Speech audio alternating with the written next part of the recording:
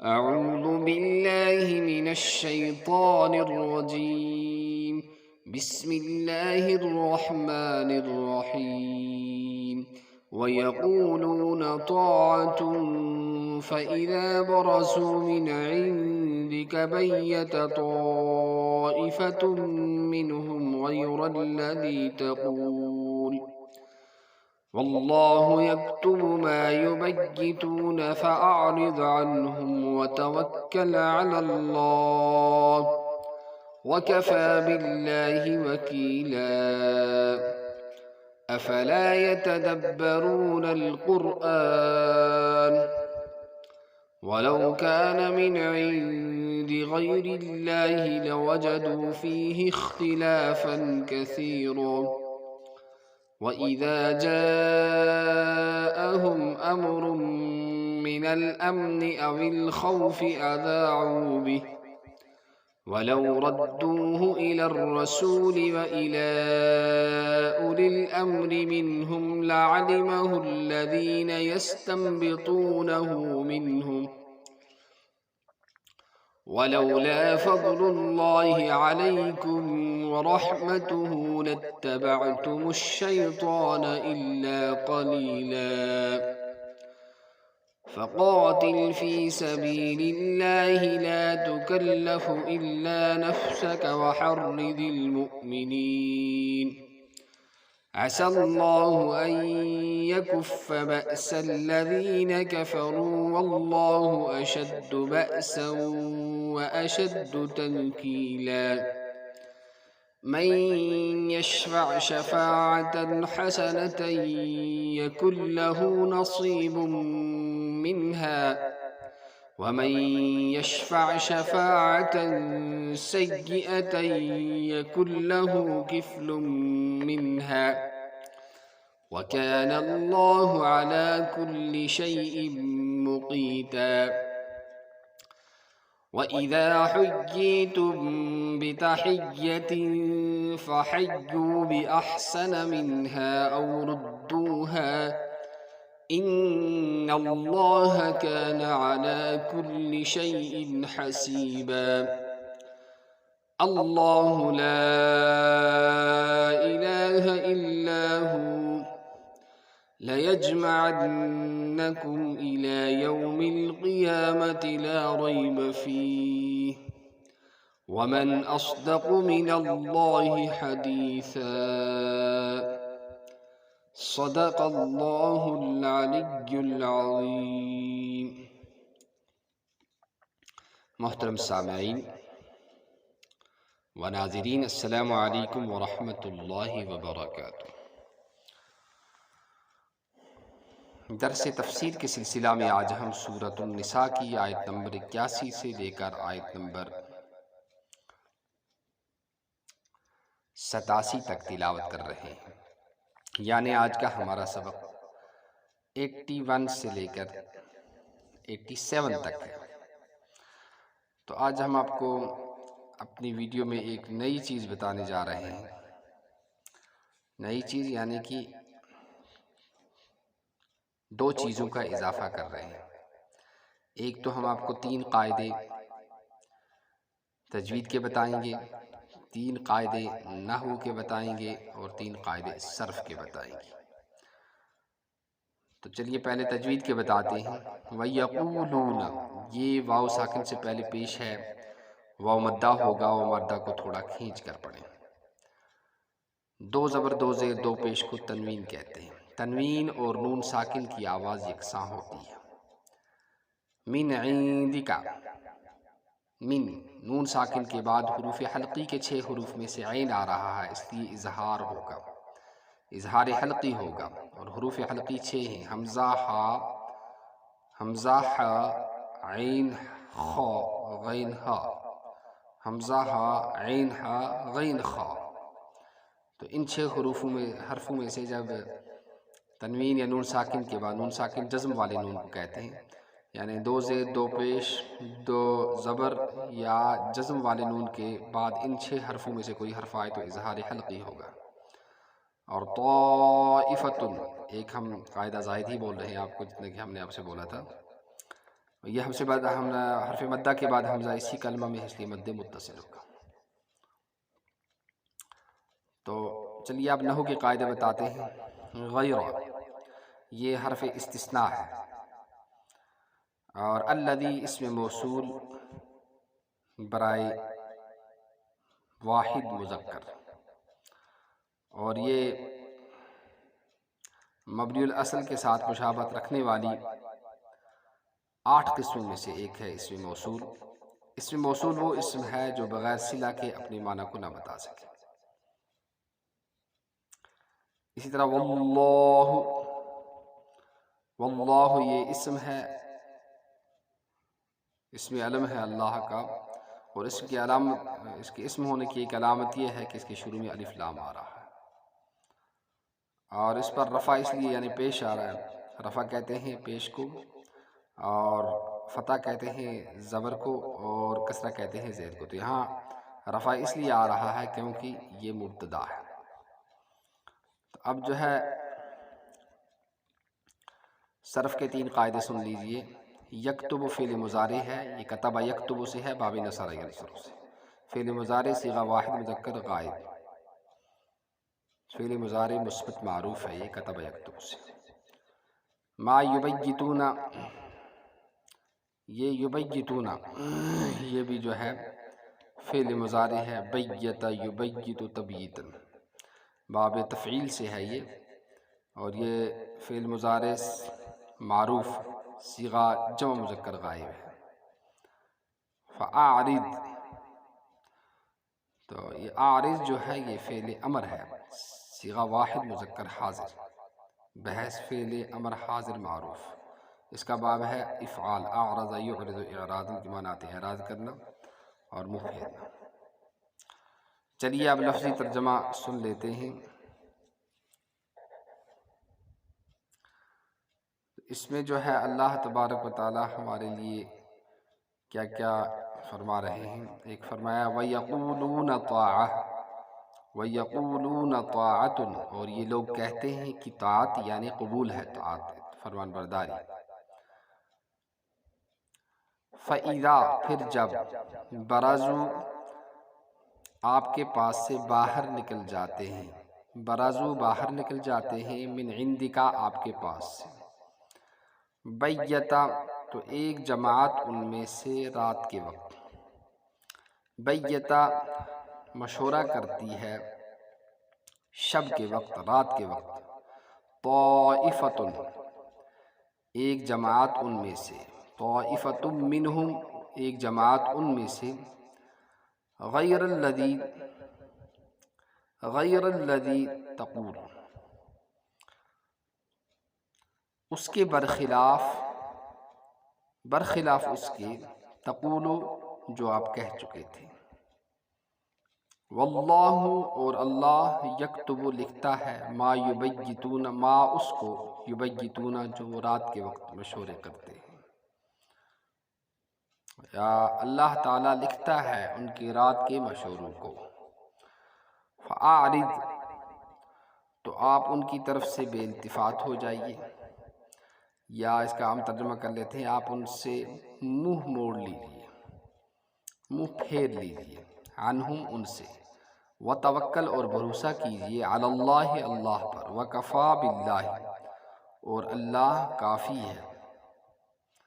اور اللہ پر بھروسہ رکھیے، اللہ کافی ہے، باللہ وکیلا اللہ کافی ہے کارساز۔ افلا یتدبرون، کیا یہ لوگ غور و فکر نہیں کرتے، یتدبرون القرآن، کیا یہ لوگ غور و فکر نہیں کرتے قرآن میں، ولو اگر ہوتا وہ، من عند غیر اللہ اللہ کے سوا کسی اور کی طرف سے، لوجدوا ہوتا تو اس کے اندر، تو پاتے وہ، فیہ اس کے اندر، اختلافاً کثیرا بہت بڑا اختلاف۔ وَإِذَا،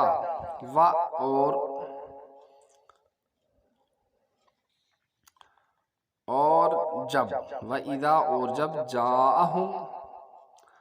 کوئی امن کی بات پہنچتی ہے ان کے پاس، جاءہم امر، جب پہنچتی ہے ان کے پاس، جاءہم پہنچتی ہے ان کے پاس، امر من الامن، امن کی، او الخوف، یا ڈر کی یا خوف کی، اذاعوا بہ، تو وہ اس کو پھیلا دیتے ہیں، ولو ردوہ، اور اگر وہ اس سے حوالے کر دیتے، ولو ردوہ، اور اگر وہ اس کو حوالے کر دیتے، الی الرسول، رسول صلی اللہ تعالی علیہ وسلم کے، وَإِلَى، اور وَإِلَى أُولِي الْأَمْرِ مِنْهُمْ، اور اپنے صاحبان امر کے، اپنے اقتدار والوں کے، لَعَلِمَهُ الَّذِينَ، تو جان لیتے اس کی حقیقت کو وہ لوگ، یستنبطونہ،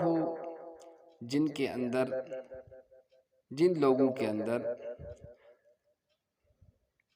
استنباط کی صلاحیت ہے، یا جن لوگوں کے اندر تحقیق کی صلاحیت ہے، منہم، ان میں سے، ولولا، اور اگر نہ ہوتی تم پر، فضل اللہ، اللہ کی رحمت، اللہ کی رحمت نہ ہوتی، اللہ کا فضل نہ ہوتا تم پر اور اس کی رحمت، تو تم ضرور لاتبعتم، تو تم ضرور شیطان کی پیروی کرنے لگتے، لاتبعتم الشیطان، تم ضرور شیطان کی پیروی کرنے لگتے، الا، بجز قلیلا، تھوڑے سے لوگوں کے، فقاتل، تو آپ اللہ کی راہ میں قتال کیجئے، لڑیے، فی سبیل اللہ، اللہ کے راستے میں، لا تکلف، آپ پر ذمہ داری نہیں، الا، مگر، بجز، نفس کا، آپ کی ذات کے، وحرض، اور آمادہ کیجئے، المؤمنین، ایمان والوں کو، عسى اللہ، عجب نہیں یا امید ہے کہ اللہ، ان یکف، کہ روک دے، بأس الذین، ان لوگوں کے زور کو، کفروا، جنہوں نے کفر کیا، واللہ، اور اللہ، اشد، بڑا ہی زور والا ہے، اشد بأسا، بڑا ہی زور والا ہے، واشد تنکیلا، اور بڑا ہی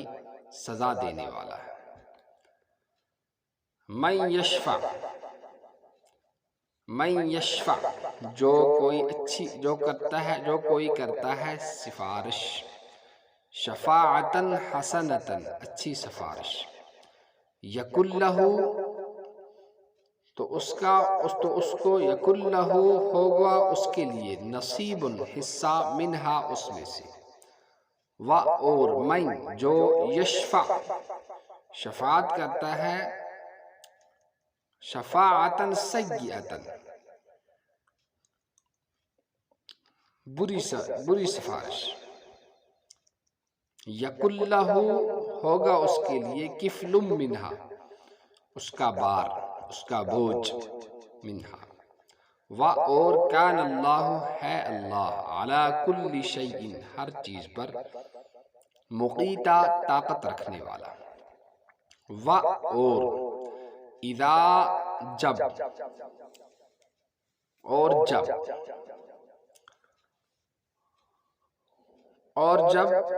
حییتم، تمہیں سلام کیا جائے،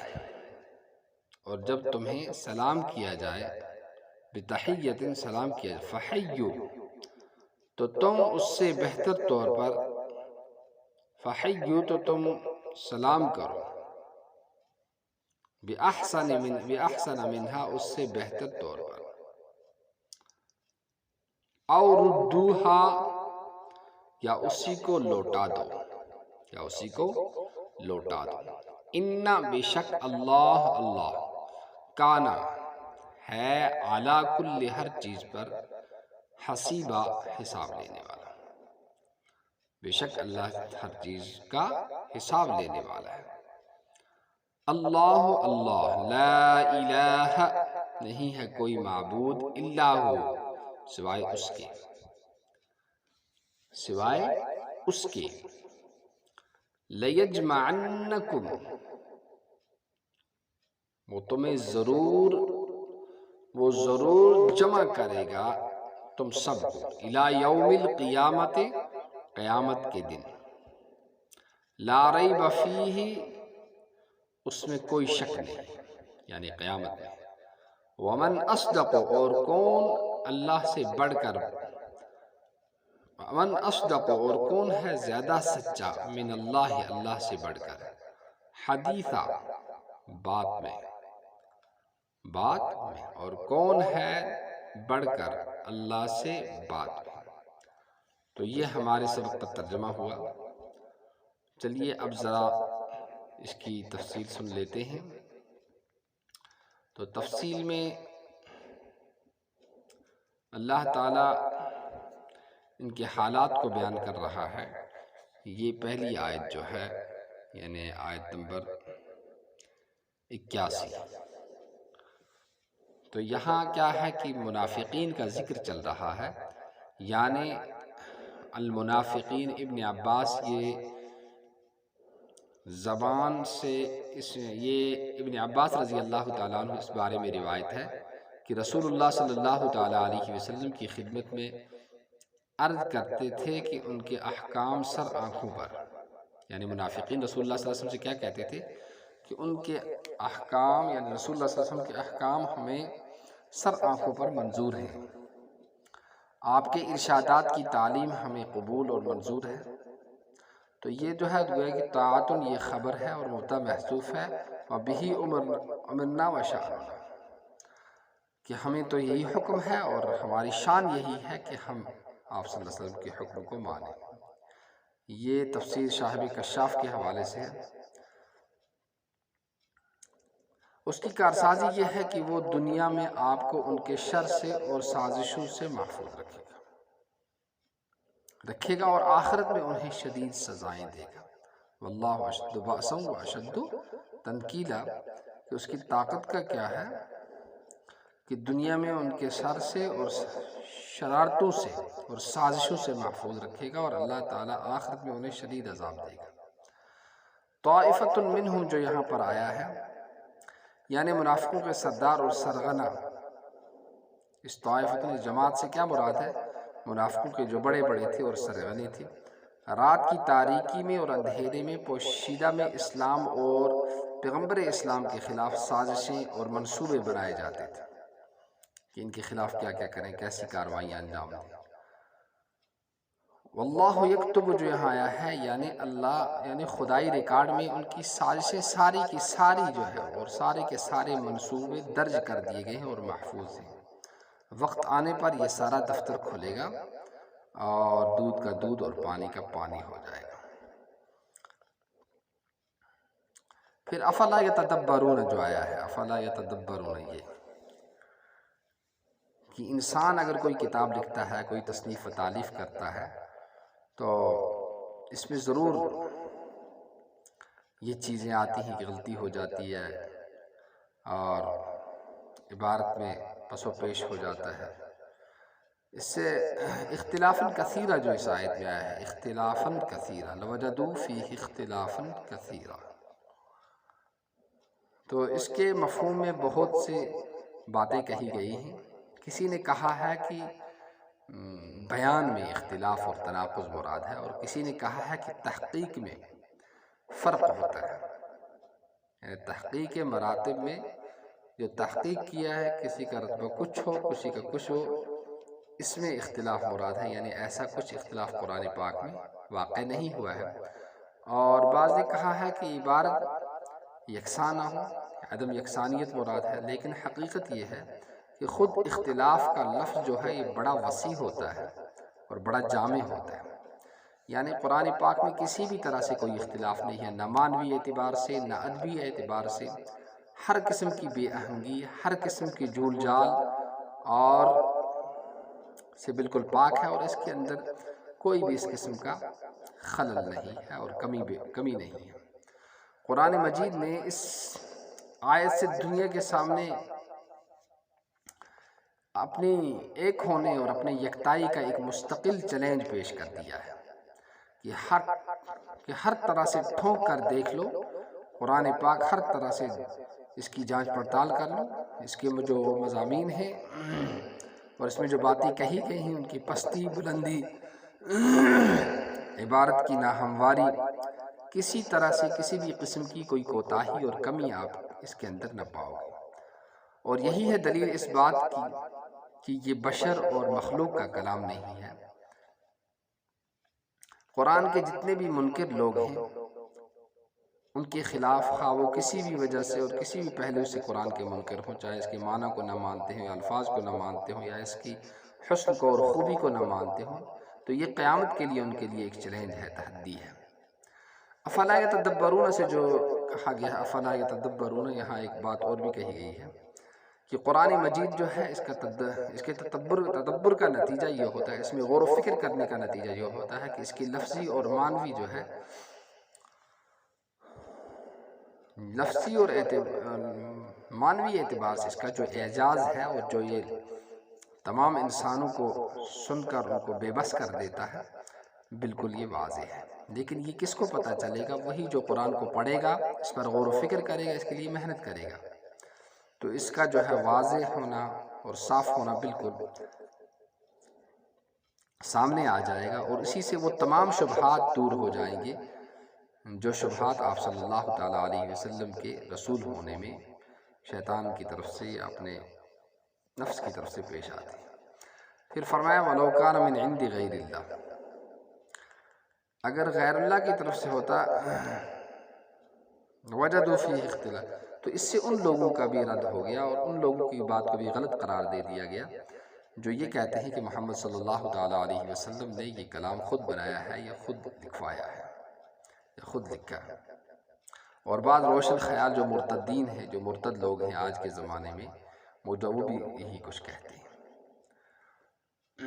تو اس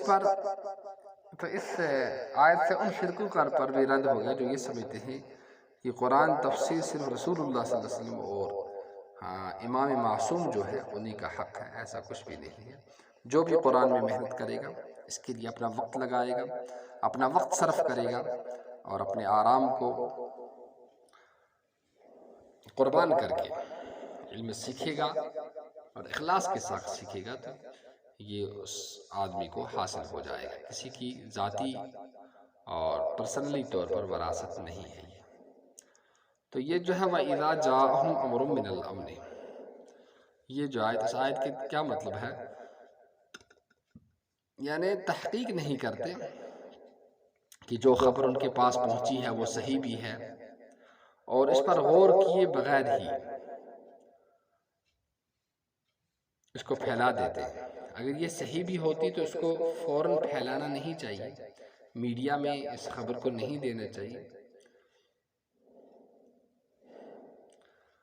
تو پہلے اس کے بارے میں مشورہ کرنا چاہیے، پوچھنا چاہیے اپنے بڑوں سے کہ اس کو دیں یا نہ دیں۔ تو یہ اشارہ جو ہے یہاں منافقین کی طرف، وہ ایسا ہی کرتے تھے، بلا سوچے سمجھے پوچھے پاچھے لے کر پھیلا دیتے تھے۔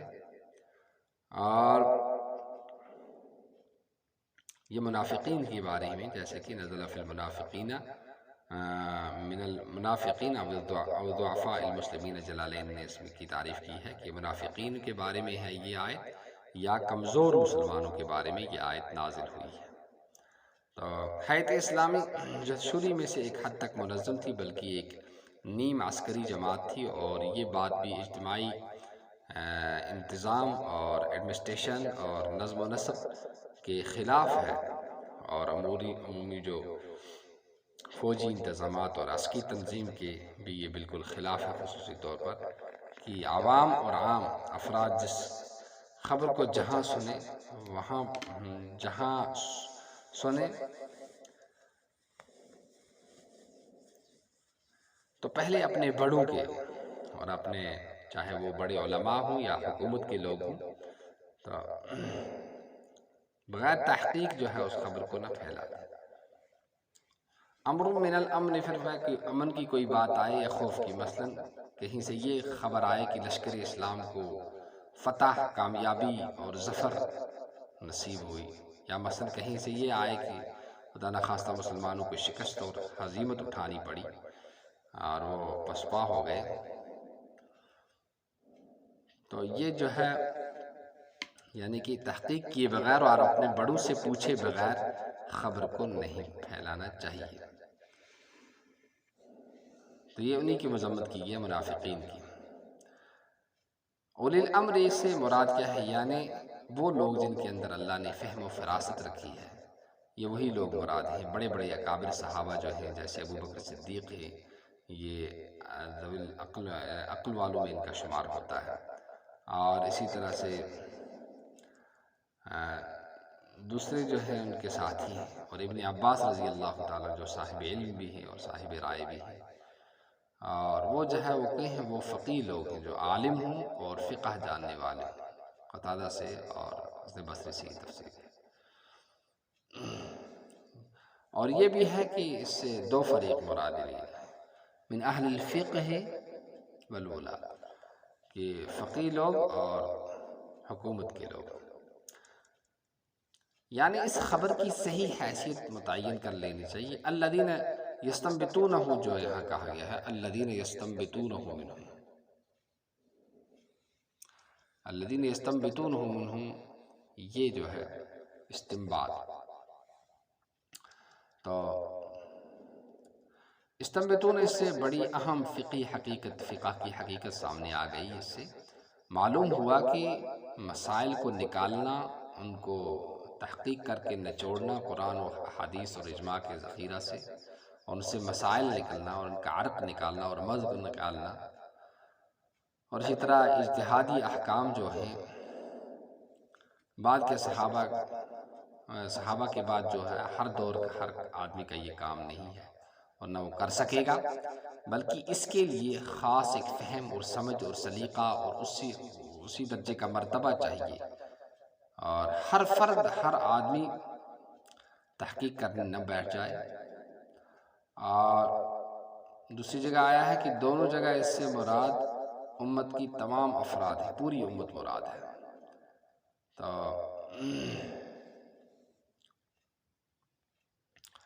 تو اس میں جو ہے منافقین بھی شامل ہیں۔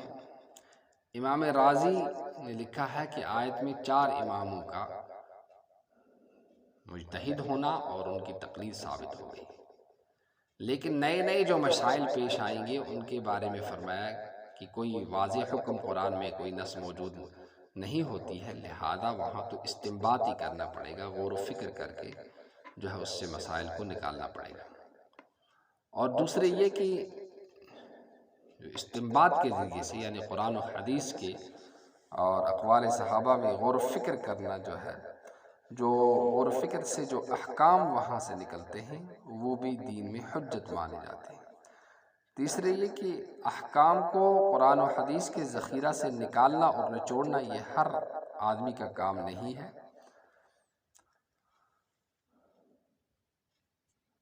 یہ جو ہے وہی لوگ کریں گے جو ان کے اندر اس کی حقیقت۔ تیسرے یہ کہ جو عام لوگ ہیں ان کے لیے ضروری ہے کہ وہ علماء کی تقلید کریں، جیسے کہ ہم امام ابو حنیفہ رحمہ اللہ کی تقلید کرتے ہیں، اور یہ کہ یہ تقلید کرنا واجب ہے، ضروری ہے۔ چوتھے یہ کہ رسول اللہ صلی اللہ تعالیٰ علیہ وسلم کو یہ حکم دیا گیا تھا اور اس پر آپ کو مأمور کیا گیا تھا کہ وہ قرآن و حدیث سے مسائل کو نکالیں۔ اس آیت سے عقیدہ امامت کا بھی رد نکل آیا، جو لوگ یہ کہتے ہیں کہ امام معصوم کا وجود جو ہے امت کے لیے ہوتا ہے، تو یہ ایک ایسی بات ہے کہ جو امامت کو ماننے والے لوگوں پر رد ہے۔ اسی طرح سے فرمایا کہ تم گمراہ ہو جاتے، تو گویا کہ امت محمدیہ علی صاحب صلاۃ و تسلیم کو یہ سبق دے دیا کہ اللہ نے تمہیں قرآن دیا، شریعت دی، اور صاحب شریعت یعنی محمد رسول اللہ صلی اللہ علیہ وسلم دیے، اور تمہیں اللہ تعالیٰ نے گمراہ ہونے سے محفوظ رکھا، اور یہ اس کا احسان ہے اور مہربانی ہے۔ اور یہ جو عقل سلیم تمہیں ملا ہے یہ بھی اللہ تعالیٰ کی دین ہے۔ جو کچھ تمہیں ملا وہ اللہ ہی کے فضل سے ملا، لہذا اس کے شکر کو اور اس کی تعریف کو تم کرتے رہو اور اس کو بجا لاتے رہو۔ اب جو ہے فقاتل فی سبیل اللہ، یہاں جو ہے پیغمبر صلی اللہ تعالیٰ علیہ وسلم یہ جو ہے یہاں سے ادھر مضمون جہاد اور قتال کا چل رہا ہے، درمیان میں دوسرے مضمون ضمنی طور پر آ گئے تھے، اب پھر اس کو مستقل مضمون کی طرح رجوع ہے۔ تو اب جو ہے نہ کہ کسی دوسرے کے عمل کی مقصد یہ ہے کہ آپ خود یعنی آپ صلی اللہ علیہ وسلم جہاد پر آمادہ ہو جائیں، خواہ کوئی دوسرا ساتھ دے یا نہ دے، آپ پر ذمہ داری ہے کہ دوسرے کے عمل کی نہیں، وہ اپنے عمل کی ہے۔ تاریخ کا بیان ہے کہ غزوہ احد جب شوال میں پیش آیا تو اس کے بعد ذی قعدہ میں آپ صلی اللہ تعالیٰ علیہ وسلم مشرکین کے وعدہ کا خیال کر کے بدر کی طرف چلنے پر آمادہ ہو گئے۔ اس وقت منافقین تو اپنی بے اعتقادی کے سبب نکل گئے اور ایمان والے ساتھ دینے میں بہت پس و پیش کرنے لگے، ٹال مٹول کرنے لگے۔ کچھ تو اس لیے نہیں جا رہے تھے کہ ابھی احد کے زخم جو ہے وہ بالکل تازہ ہے، اور کچھ اس لیے کہ افواہیں اور خبروں پر یقین کر رہے تھے۔ مسلمانوں کے سپہ سالار اعظم حضرت محمد رسول اللہ صلی اللہ علیہ وسلم نے یہ رنگ دیکھ کر بالکل تنہا چل کھڑے ہونے پر وہ تیار ہو گئے۔ کیا ٹھکانہ تھا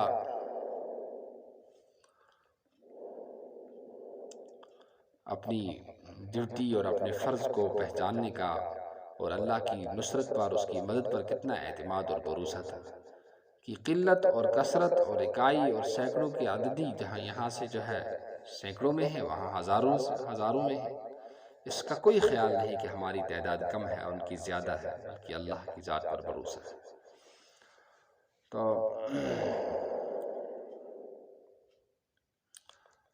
اتبعتم الشیطان فقال عسى الله ان يكف بأس الذین، یعنی جہاد پر یعنی درجہ ترغیب میں تبلیغ آپ کے فرائض و رسالت میں داخل ہے۔ تو حرز تحریض کے معنی آتے ہیں کسی شے کی خوبیاں بکثرت بیان کر کے اس کی جانب شوق و رغبت دلانا، گویا صحیح اور سچا پروپگنڈا کرنا جو شریعت کے مطابق ہو۔ التحریض الحث علی الشیء بکثرت التزیین و تسہیل الخطب فیہ۔ آیت ان ظالم اور بے درد پادریوں کا بھی پول کھول رہی ہے جنہوں نے یہ جھوٹ اچھال رکھا ہے اور پھیلا رکھا ہے کہ نعوذ باللہ محمد صلی اللہ علیہ وسلم کے ماننے والے لوٹ مار کے شوق میں جہاد پر ٹوٹ پڑتے تھے، یعنی ان لوٹ مار کرنے کا شوق ہوتا تھا اس لیے وہ جہاد کرتے تھے۔ تو بھلا جس کو شوق ہوتا ہے تو اس کو کیا بار بار اس طرح کے کہنے کی ضرورت، ان کے رویے کو دیکھ کر اللہ کو یہ کیا کہنے کی ضرورت تھی کہ آپ اکیلے بھی نکل جائیں اگر یہ نہ نکلے؟ تو معلوم ہوا کہ ان پادریوں کی یہ بات بالکل غلط ہے۔ اور پھر فرمایا کہ اللہ تعالیٰ ان کے زور کو روک دے، یعنی ان کے سب ساز و سامان عسکری طاقت اور قوت ہونے کے باوجود اللہ تعالیٰ انہیں شکست دلا دے تمہارے ہاتھوں سے۔ قرآن مجید کی یہ پیش خبری جو ہے مستقبل قریب میں ہی جو ہے وہ برابر ہوئی اور بعد کے زمانوں میں پوری ہوتی رہی۔ مخالفین اور معاندین میں سے قریش کا زور تو اسی زمانہ میں ختم ہو گیا، اب رہے دوسرے دور دراز کے لوگ، ان پر جو قوت اور دبدبہ اور بادشاہتیں اور حکومتیں ملی مسلمانوں کو اور وہ مغلوب ہو گئی۔ عیسیٰ علیہ السلام اس پر جو ہے پہلے ہی حاشیہ گزر چکا ہے، اس کا استعمال عصا جو ہے یہ عصا اللہ ان یکف، اس کا جو ہے استعمال محض امید اور توقع کے بجائے وعدہ اور یقین کے پیدا ہوگا۔ وعدہ اور یقین کے پیدا ہو جاتے ہیں۔ معنی محض امید یا توقع کے بجائے، یعنی صرف یہ نہیں ہے کہ امید ہے، بلکہ یہاں تو عسا جو اللہ نے فرمایا، اس سے تو بالکل معنی کہ اللہ تعالیٰ نے جو بات کہہ دی یہ یقینی تمہارے ساتھ اے مسلمانوں ہو کر رہے گی، کہ ان کا جنگ ختم ہو جائے گا، زور ختم ہو جائے گا اور تم غالب آ کر ہی رہو گے۔ تو اس کا جو ظہور ہوا پریکٹیکلی طور یہ دور دیکھا گیا، اس کا ہوتا رہا اشد و باسن، کہ وہی تنکیلا اشد و باسن، یعنی دنیا میں ان کے زور کو ختم فرما دے گا اللہ تعالیٰ، اور آخرت میں جو ہے اشد و تنکیلا سزا دے گا۔ یہ سزا اصل میں کب ملے گی؟ جب آخرت کا اور میدان محشر کا عالم قائم ہوگا اور وہاں اللہ تعالیٰ نزول فرمائیں گے اور لوگوں کے فیصلے ہوں گے۔ اب جو ہے سلام کے بارے میں کہا جا رہا ہے کہ یعنی اگر کوئی سلام، یہ جو ہے یہاں جو ہے سلام کرے تو خیر خواہی وہ چاہتا ہو تو وہ کسی درجہ میں خیر کا ہی سبب بن سکتا ہے۔ تو اس سے پہلے ہم یہ بھول گئے تھے شفاعت کے بارے میں، یعنی اچھی شفاعت، کسی کی سفارش جو کرے گا تو اس کو اس کا اجر اور ثواب ملے گا، اور جو بری کرے گا اس کو اس کی سزا ملے گی۔ جو یعنی وہاں کی سفارش، جہاں سفارش کرنا جائز نہیں تھا، جیسے اسلامی مملکت کے اندر کسی پر حد لگ رہی ہے، زنا کی حد یا اور چوری وغیرہ کی حد، اور کوئی جا کر وہاں سفارش کرے کہ اس کو حد نہ لگائی جائے، تو فرمایا کہ ایسے افراد کو جہنم کے ردبۃ الخوال، ایک پیپ کی جگہ ہے، اس میں رکھا جائے گا، جو اللہ کی حدود میں سفارشی بن کر رکاوٹ بن جائے۔ اس لیے فرمایا کہ اللہ تعالیٰ ہر چیز پر قادر ہے۔ یہ جو فرمایا کہ اللہ تعالیٰ ہر چیز پر قادر ہے، تو اللہ تعالیٰ جس کو چاہیں گے تو وہ اچھے کاموں پر اور شریعت کے کاموں پر ثواب دیں گے، اور جو اس کی خلاف ورزی کرے گا اس کو عذاب دیں گے۔ پھر جو ہے سلام کے بارے میں کہا گیا ہے، اس لیے معاشرت کے ان جزیات کو، یعنی جو معاشرت کے آپس میں میل جول کے جو کلمات تھے ان کو نظر انداز نہیں کرنا چاہیے، ان کو چھوڑنا نہیں چاہیے، بلکہ سلام کے جواب میں تو بہرحال جواب دینا اس کا واجب ہے۔ اس کے بعد پھر دو اختیار ہیں، ایک یہ کہ سلام کے جواب میں سلام سے بہتر ہو، یعنی اس نے السلام علیکم کہا ہے، تم السلام علیکم ورحمۃ اللہ وبرکاتہ کہو۔ دوسری یہ کہ ایسا ہی ہو، یعنی اگر یہ نہیں کہتے تو وعلیکم السلام کہتے۔ تو بہترین بات بعض صحابہ اور بعض تابعین کا کہ یہ ہے معلوم ہوتی ہے کہ سلام کرنے والا اگر مسلمان ہے تو اس کا جواب بڑھا کر دو، یعنی وعلیکم السلام ورحمۃ اللہ، اور اگر غیر مسلم ہے تو اس کے الفاظ دہرائے جائیں، یعنی اگر وہ السلام علیکم کہے تو آپ وعلیکم کہو۔ بِأَفْضَلَ مِنْهَا رُدُّوهَا بِأَفْضَلَ مِنْهَا أي عَلَىٰ أَهْلِ دِينِكُمْ وَمِلَّتِكُمْ، أو ردوها مثل ما سلم علیکم علی غیر اہل، یعنی وہ السلام علیکم کہے تم وعلیکم السلام کہہ دو، کیونکہ بے ایمان جو ہوتا ہے وہ سلامتی کا اور رحمت کا مستحق نہیں ہوتا۔ بتحیت، یعنی تمہیں سلام کیا جائے شریعت کے اسلام کے طریقے پر، جس کی تفصیل فقہ کی کتابوں میں ہے۔ تحیہ جو ہے یہ حیاک اللہ سے اس کی اصل ہے، اصل معنی تو زندگی سے خبر دینے کے ہیں، پھر دعا زندگی کے معنی ہو گئے، پھر دعا زندگی کے معنی ہو گئے، تو یعنی کہ یہ کہتا ہے کہ میری طرف سے کوئی آزار نہ پہنچے اور اللہ بھی کرے کہ آپ سلامت رہیں، سلام کرنے کا یہ مقصد ہوتا ہے۔ تو عرب میں آپس میں ملتے تھے تو اس کلمہ کو دعا کے طور پر استعمال کرتے تھے۔ اسلام نے سلام کے معنی میں اس کو کر دیا، فلما جاء الاسلام ابدل ذلك بالسلام فجعله تحیۃ۔ تو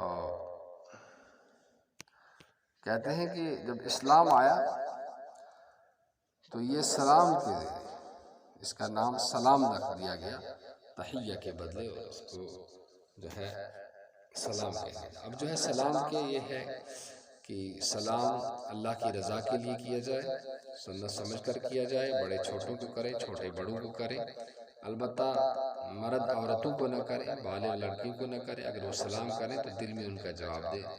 زور سے ان کا جواب نہ دیں۔ کسی کے گھر جائیں تو باہر سے سلام کریں، اجازت ملے، سلام کا جواب آئے پھر اندر داخل ہوں، ورنہ اندر داخل ہونے کی اجازت نہیں ہے۔ چلنے والے جو ہیں وہ بیٹھے ہوں کو سلام کریں، اور بیٹھنے والے اور جو ہے اسی طرح جو چل رہے ہیں اور جو سواری پر ہوں وہ ان کو سلام کرے جو پیدل چل رہے ہوں۔ اسی طرح سے جب سلام کریں تو دو ہاتھ سے مصافحہ کریں، چہرے کی طرف اور پیشانی کی طرف ذرا نظریں اٹھا کر تھوڑا سا مسکرا بھی دیں۔ اس کے بعد مہمان کے لیے خاطر مدارت جو خاطر تواضع جو ہے، جو کھانا پینا اس کی خدمت ہے، اس خدمت کو انجام دیا جائے۔ تو سلام، اگر کوئی السلام علیکم ورحمۃ اللہ وبرکاتہ تو وعلیکم السلام کہو، اور اگر السلام علیکم کہے تو آپ یہاں سے وعلیکم السلام ورحمۃ اللہ وبرکاتہ، یعنی اس سے الفاظ جو ہے وہ بڑھا کر کہو۔ یہ قرآن پاک نے سلام کا طریقہ سکھایا ہے اور ترغیب بھی دی ہے کہ سلام کے رواج کو تم عام کرو۔ تو یہ ہمارا آج کا سبق تھا۔ اللہ تعالی ہمیں سب سے زیادہ پڑھنے کی اور عمل کرنے کی اور اخلاص کے ساتھ دوسروں تک پہنچانے کی توفیق نصیب فرمائے۔ سبحان اللہ وبحمدہ، سبحانک اللہم وبحمدک، ونشہد ان لا الہ الا انت ونستغفرک ونتوب الیک۔ سبحان ربک رب العزۃ عما یصفون، وسلام علی المرسلین والحمد للہ رب العالمین۔